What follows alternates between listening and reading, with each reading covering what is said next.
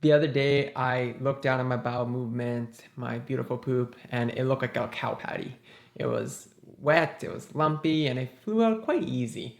And I remember hearing way back that, oh, that's how our poops are supposed to look, but because of our modern diet, they don't look like that. So this got me thinking, well, is everyone constipated then? Let's get into it. Just jump straight into it. So this is the initial discovery I just mentioned. This is not human poop, even though that should make it more weird that's not human poop. It's less weird that's not human poop. I just Googled cow poop. Anyway, so that's what it looks like. That is kind of what mine look like. And when that happened, I was wondering a little bit about where you would put it on a Bristol stool chart. Bristol stool chart is interesting. I've used it in my client practice, and I will say that when I show people this, it's kind of confusing. They don't quite get it because our poops don't always perhaps look like this per se. This is kind of like, okay, on a scale of lumpy to like liquid, where would you put it? That's kind of what this is getting at. And where would you put this one right here? Even when I had like severe IBS, sometimes I'm more on the lumpy sides, but it wasn't always just like this clear sort of jump in between. So it's better to think of it kind of like a scale. But if you look at other stool charts, you'll see that when you get to type like 4, 5, especially 5 blobs that are so often easy to pass. And this kind of looks like that cow patty forming over here. So that's a little bit more like it. And when you Google cow patty poop human, it tells you that, hey, this is not good. This is a fatty stool resembling soft serve ice cream. Yeah, it did look like chocolate ice cream. And for causes, this is a problem, right? This could be a malabsorption problem. Maybe that's high fat intake. Could be celiac disease, Crohn's. Could be a dairy intolerance. So mushiness is considered a problem. Even though, as we'll get into it, as we get into our little deep dive here, that when you start looking at our ancestral poops, when you look at coprolites, basically fossilized poop, they do look more broad and more like cow patties here. So this is also my little AI search. I just want to show you guys that, hey, I didn't come into this being like, hey, tell me about how our poop resemble cow patties. I started just saying like, tell me about the bowels from populations that represent Stone Age humans best. Any ancient data we have via fossils if available, early writings, and more recent data as well. And I mentioned one of the more current forager population, one of them, the Hadza. So that's what this is. That's what we're going to dive into a little bit here. Now it becomes quite clear that we obviously eat a lot more fiber, but how much more fiber? You can see some different estimates here, 150 to 225. You can see 135 here. You can see 80 somewhere down here. Even when you look at the Hadza now that it's a bit more modern, you could say, they're still estimated between like 60 to 100 plus grams. And it's an estimate because when they eat like the tuber, the tubers they have, it's not like our potato, there's a lot more fiber to it. So they'll chew on it and they'll kind of spit it out. So it's not clear how much is actually coming in, even though, hey, they ate this tuber, but how much did it spit out, how much did it swallow, and so on. But they're obviously getting a lot more than regular everyday folk are.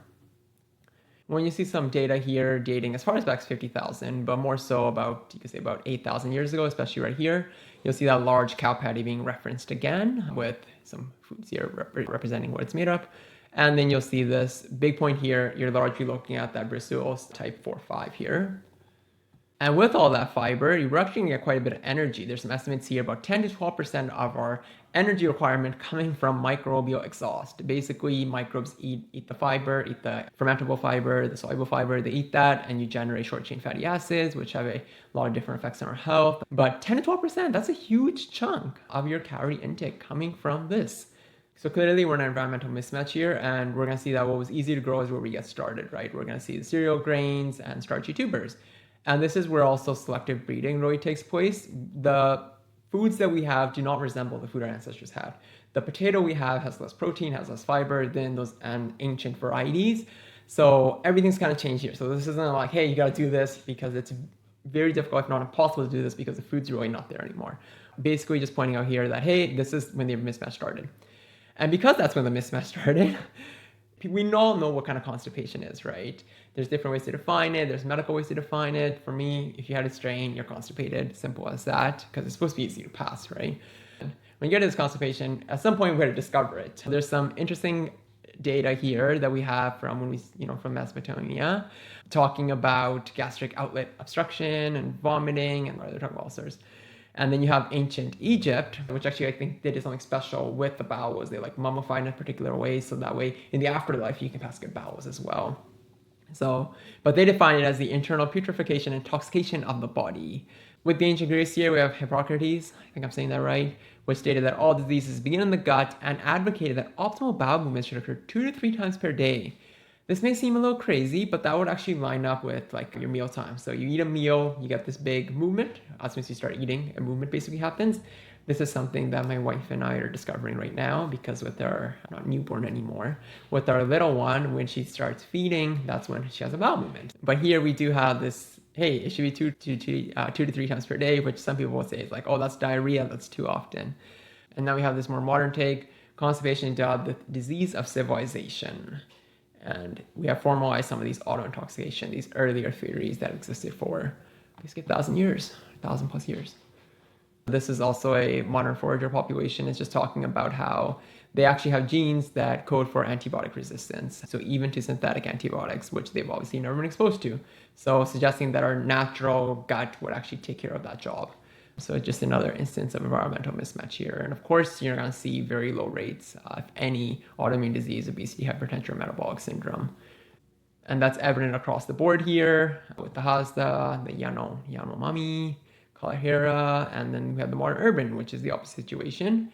Here you can see the fiber intake over here. You can see ranging from 100 grams plus, or just saying high in general. And you can also see a lot more diversity as well, right? And even with this population here, where they do have some traditional farming and alongside foraging, you still see moderate to high production, and you still see that chronic disease burden low. So it's also another point for later where, hey, you don't need to be perfect with this, but going from, I guess you could say, this to this is a huge jump. Interesting enough, that idea the Egyptians had that when stool is just sitting there, it's causing all these toxic problems. It does have some merit to it. You can see Dennis Burkitt's work here. You can see that large stools dilute potential carcinogens and rapidly sweep them out of the body, thereby reducing the exposure time of the colonic mucosa to harmful agents, primary mechanism in the prevention of colon cancer. You're actually going to see some interesting stuff about fiber having an effect on getting rid of like microplastics. For those that don't know, Dennis Burkitt is known as, I think, like Fiber Man, something like that.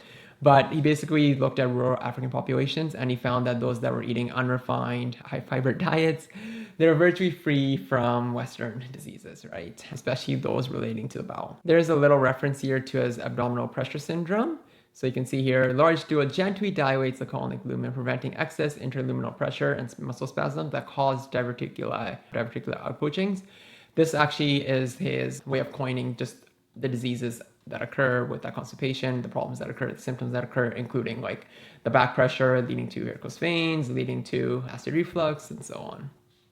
So some of Burkitt's work also showed that rural Ugandan populations had about almost 500 grams of soft, bulky feces per day, compared to about 106 grams in the US, which is 104 for men, 66 for women. And then anything below 100 grams correlates with your transient chronic constipation. So you could wait to see where you're at. Point being here, when you look at more ancestral, you start looking at eating over 2.2 pounds per day. So that's more than 1 kilogram or 1,000 grams. So coming back to stool types here, that type 5 soft blobs, I actually don't like the way it says blobs. It's more like one big blob that just kind of flows out. That is likely the ancestral norm.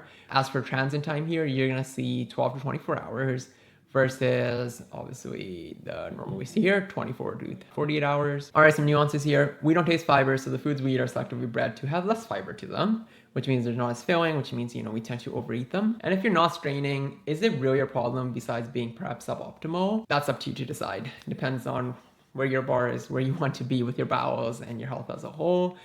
Myself, as long as I'm not constipated, as long as I'm not feeling heavy down there or bloated or having acid reflux, problems along those lines, that's optimal enough for me.